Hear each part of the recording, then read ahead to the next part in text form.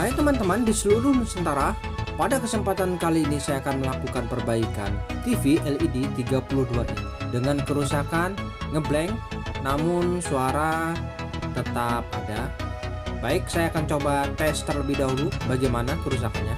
Saya coba berikan sumber dan perhatikan. Di sini untuk lampu backlightnya sudah menyala, namun layar terlihat nampak gelap. Dan untuk fungsi remote pengendalinya ini normal saja. Baik, saya akan coba tes. Saya coba matikan. Oke ya, standby ya. Nah, seperti ini. Dan apabila kita hidupkan kembali, ya kita tunggu. Oke ya, layar nampak gelap. Nah, ini backlight sudah menyala. Seperti ini kerusakannya ya. Jadi suara ada namun gambar tidak ada. Oke, saya matikan dulu dan kita akan coba langsung lakukan proses perbaikan untuk kerusakan TV yang mengalami kerusakan seperti ini. Baik, di sini TV-nya sudah saya letakkan terbalik dan bisa kita lihat untuk aksesoris yang ada. Di sini ada HDMI, USB ya. Jadi jack inputnya, ada juga jack antena untuk RCA. Di sini menggunakan adaptor luar. Nah, ini ya. Jadi power supply-nya terpisah. Di sini menggunakan adaptor dan adaptornya ini khusus. Di sini kita bisa lihat untuk adaptor yang digunakan yaitu 19 volt dengan arus 2,53 ampere. Nah, ini ya adaptornya ya. Oke, selanjutnya di bagian sini kita bisa lihat untuk modelnya adalah UA32N4300AK. Ya, ini adalah TV 32 in dengan adaptor 19 volt 48 watt. Baik, kita akan coba langsung lakukan pembongkaran. Nah, untuk jenis TV Samsung seperti ini ya, baik 32 maupun 40, ini tidak memiliki baut ataupun sekrup ya di bagian bodi-bodinya ini. Jadi teknik membukanya nih apabila kita belum paham, belum mengerti, agak sulit ya. Namun di sini kita bisa lakukan pembongkaran dengan dua cara ya. Yang mana peralatan yang dibutuhkan yaitu obeng atau ini bekas kart ya. Cara tersulit yaitu menggunakan kart, cara mudah menggunakan obeng. Namun cara menggunakan obeng itu adalah cara yang sudah tahu. Apabila di sini di bagian bawah ada lubang yang mana apabila kita masukkan obeng lalu kita ungkit, maka kap ini akan terbuka. Dan itu bagi yang sudah tahu ya. Jadi memang mudah sebenarnya.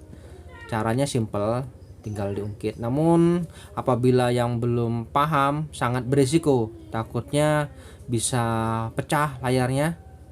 Namun di sini seandainya kita belum tahu cara membukanya, itu cukup kita menggunakan media kartu saja ya.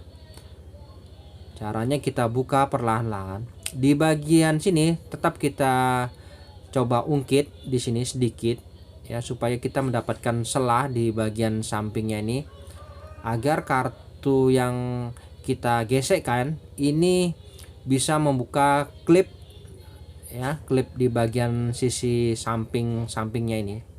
Dan lakukan proses penggesekan klipnya ini dari bawah ke atas terlebih dahulu ya, yaitu sisi kanan dan kiri. Nah, ini ya, sebagian kita coba lepaskan klem-kleman pada bagian kap. casingnya ini, yaitu bagian kanan dan kiri, jangan di bagian bawah ya, karena akan sangat berisiko. Di situ bisa mengenai blok Tayconnya nanti. Oke, setelah di samping kanan dan kiri terbuka, lalu kita beralih ke bagian atasnya. Oke ya, pastikan untuk kiri dan kanannya ini sudah terungkit klipnya. Oke, setelah itu baru kita mulai di bagian atasnya. Jangan di bagian bawah ya, karena tidak akan bisa terbuka. Oke, kita coba perlahan-lahan kita gesek di bagian atasnya. Di sini akan terbuka juga klem-klemnya ini.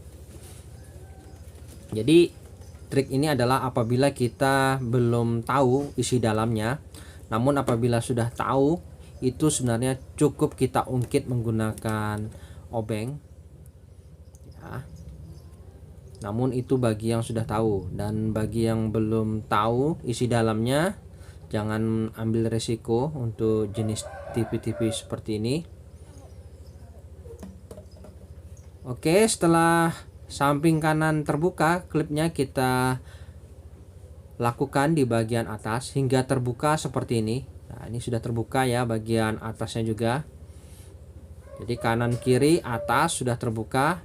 Selanjutnya tinggal mudah saja, tinggal kita angkat ke atas perlahan-lahan, maka klip bagian bawah akan langsung terbuka. Oke, nah seperti ini. Nah, apabila kita sudah lakukan pembukaan seperti ini sangat mudah dan tidak masalah, karena sudah tidak ada lagi yang perlu dikhawatirkan. Nah, setelah kita lihat bagian dalamnya akan terlihat ya, ternyata casingnya itu bagian dalamnya plat ya, plat sampai ke ujung-ujungnya. Jadi memang benar apabila kita ungkit menggunakan obeng, itu hanya mengenai platnya saja ya. Perhatikan, full ya. Jadi jenis TV ini ternyata full plat di sampingnya. Jadi apabila kita ungkit menggunakan obeng, di sebagian kanan kiri ini akan mengenai plat. Nah, untuk klem-klemnya ini di sini ada banyak ya. Jadi kita tidak bisa langsung buka tanpa teknik tersendiri. Oke, setelah kita pahami teknik membukanya ya seperti ini. Oke, sudah terbuka ya. Jadi untuk jenis TV ini memang seperti ini konstruksinya ya. Cara membukanya ada dua versi. Bila sudah tahu terasa gampang ya, mantap. Oke, selanjutnya kita akan coba langsung lakukan eksekusi. Apa penyebab TV ini mengalami kerusakan ngeblank? Kita mulai lepas dulu untuk loudspeakernya ini, karena sangat mengganggu nanti dalam hal proses kita pengerjaan. Nah, ini loudspeakernya kita lepas dulu. Jadi untuk kerusakan layar ngeblank itu ada kemungkinan kerusakan di bagian blok Taycon ataupun layarnya ya. Yang mana kita akan coba lakukan perbaikan sebisa kita ya. Dan untuk TV jenis ini adalah TV smart atau smart TV, yang mana sudah mendukung TV digital. Jadi tidak perlu khawatir, untuk smart TV sudah didukung oleh TV digital.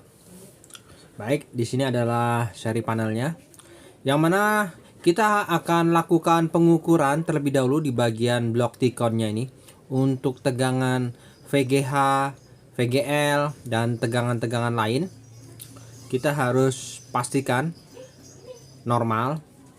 Dan apabila tegangan-tegangan tersebut hadir namun TV tetap ngeblank, berarti ada kerusakan di bagian datanya.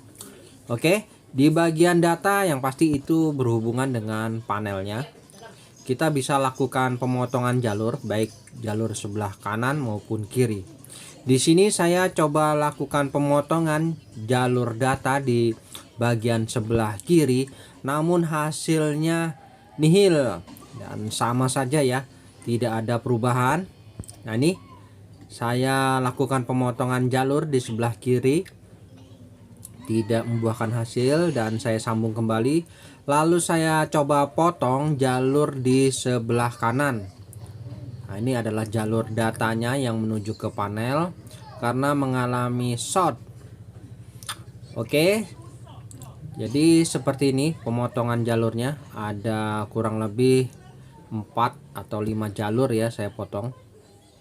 Dan kemudian untuk tegangan-tegangan yang awalnya tidak hadir di tegangan VGH, ini sekarang sudah hadir.